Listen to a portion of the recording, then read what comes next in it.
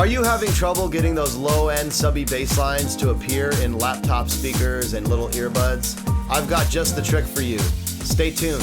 Hey everybody, welcome to my episode on Waves MaxxBass. This is a great plugin. It's an old plugin. I've been using this one for 20 plus years, and I wanted to go over it because it's pretty simple to use and I think a lot of people overlook it.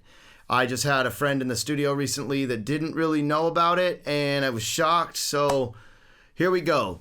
Waves MaxxBass is a harmonic enhancer, and the beautiful thing about it these days, especially with people listening to music on laptop speakers and earbuds, it can add those extra harmonics if you've got some really subby bass but need to get bass in those smaller type of speakers. This is one of my go-tos.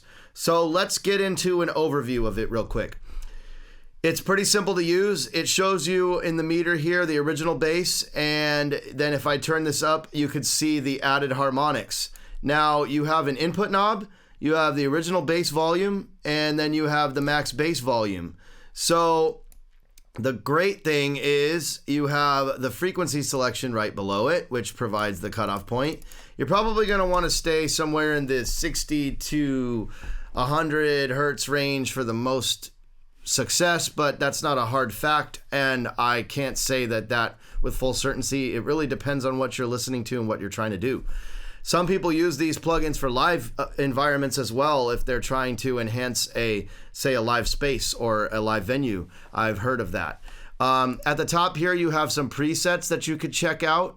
There's some famous ones here by Dave Pensato and other famous engineers, and you can see different ones: PC, laptop, boom backs, hi-fi system enhancer. So interesting.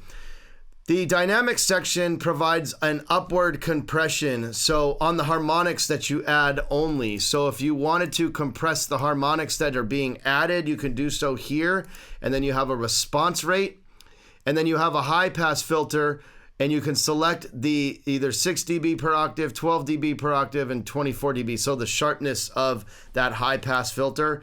And then you have a decay knob here as well. These response times and decay knobs are going to make it sound more natural or less natural, depending on what you select. And everything you do should go off of listening to your source. And I recommend you listen with everything playing, not just soloing the instrument, because nobody listens to your music soloed. Now, in the output section here, you have a clip knob, and then you can listen to the original audio, the MaxxBass audio, or the audio mixed together, the MaxxBass audio, and then the original audio. So let's take a listen to, this is the Fresco Bar and Lavelle Dupree remix of Adrian Luck's Teenage Crime. And I've just got this one little section looped up so you can take a listen. This is not the mastered version of the song. This is just a production session. So, you know, we're actually just putting this right on the bass line itself. You can use this plugin in mastering or on the master bus of your track if you'd like. I have used it in mastering as well. So initially what you're gonna wanna do is just turn this up. And you can hear, I'm gonna solo this, although I just said not to do that. This is what it's adding. Now you might want to keep it a little low or turn this one down to compensate. This is the original bass at that frequency cutoff point.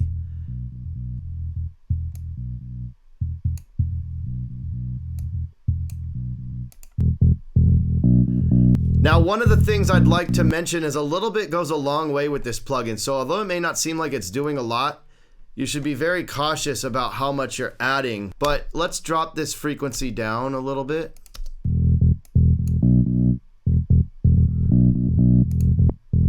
Before, notice how it just adds a lot of weight. And if I wanted to compress those harmonics, it gives it more punch there. And then you can leave the high pass set at 12 dB. This is where I'd recommend you leave it for mastering. If you wanted to go sharper, it could sound a little bit more unnatural, but you could play with this and see what you like. But it's a very simple and easy to use plugin.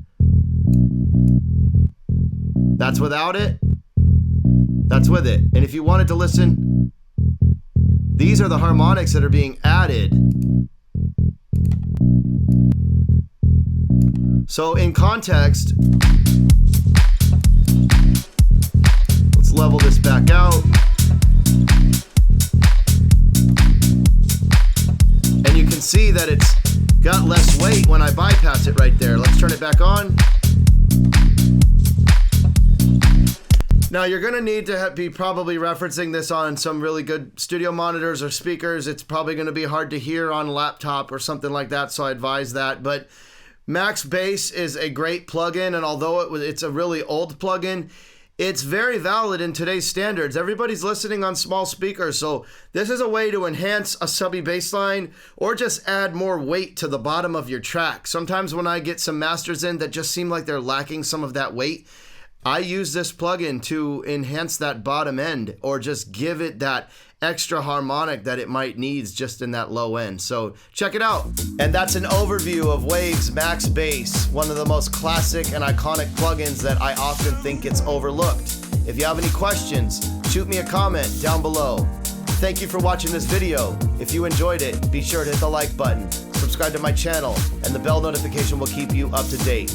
My name is Freddie from Distinct Mastering, and have a great day.